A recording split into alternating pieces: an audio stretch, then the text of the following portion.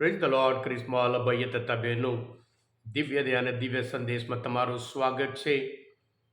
19મી ફેબ્રુઆરી આ સંદેશ સાંભળવા તમારા સૌ માટે અને તમારા કુટુંબીજનો માટે વિશે પ્રાર્થના કરું છું કે તમે પ્રભુ ઈસુ ખ્રિસ્ત પર વિશ્વાસમાં દ્રઢ બનો અને પ્રભુ ઈસુ જ મસીહા છે એવી દ્રઢતાથી વિશ્વાસ રાખો. તમારા બાઇબલ લઈ લો, ઈશ્વરના વચન સાંભળીએ. માર્કનો ગ્રંથ 8મો અધ્યાય 22થી 26મી કલમ સુધી. પછી ઈસુ બેથસેદા આવ્યા. ત્યાં એક આંધળા માણસને તેમની આગળ લઈ આવીને લોકોએ તેમને વિનંતી કરી કે આને હાથ અડાડો.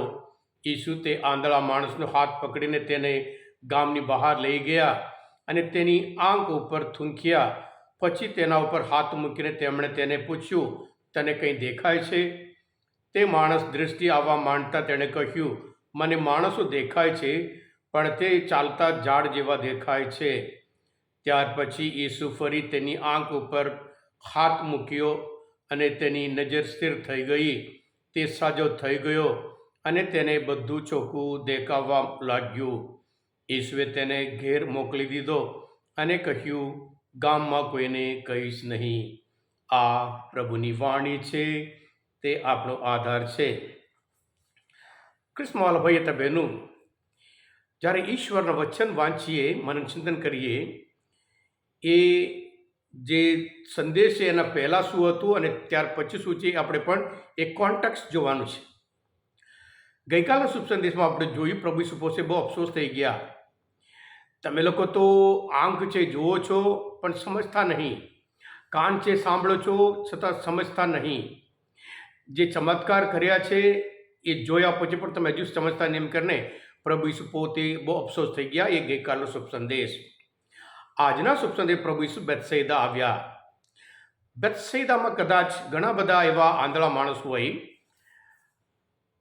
અને બેથ એટલે ઘર, સૈદા એટલે માછલીનું ઘર, એટલે ગામ માછલીનું એ ગામ થાય છે, જે ગામમાં વધારે માછલી થાય એટલે.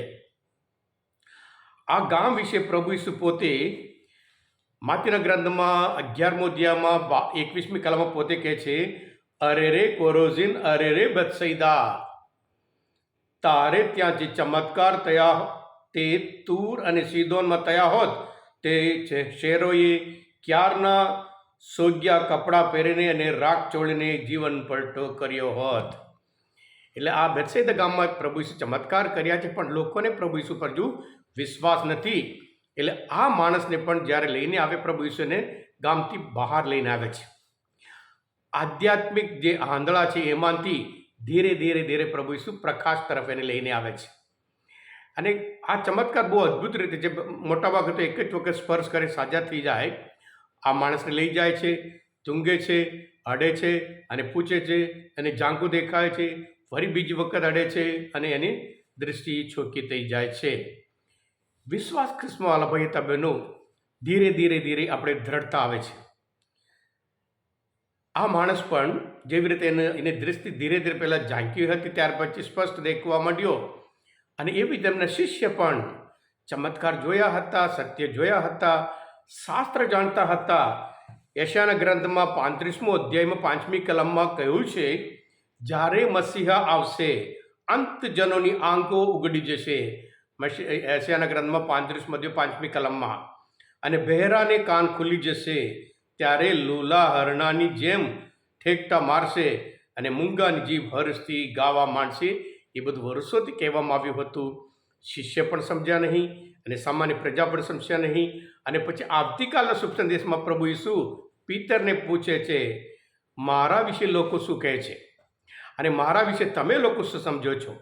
અને ત્યારે પિતર કહે છે, આપ તો ખ્રિસ્ત છો, એમ કરીને સંદેશ આપે છે.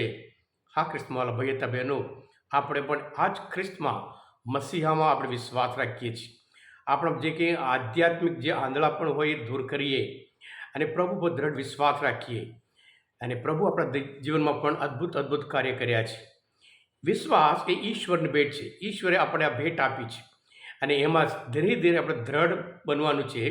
જ્યારે ઈશ્વરનો હાથ આપણા જીવનમાં જોઈએ ત્યારે એક એક કાર્યમાં, ત્યારે આપણે દ્રઢ બનીશું અને પ્રભુ ઈસુ જ મસીહા છે, પ્રભુ ઈસુ જ મુક્તિદાતા છે, આપણે પૂરી ખાતરી થશે.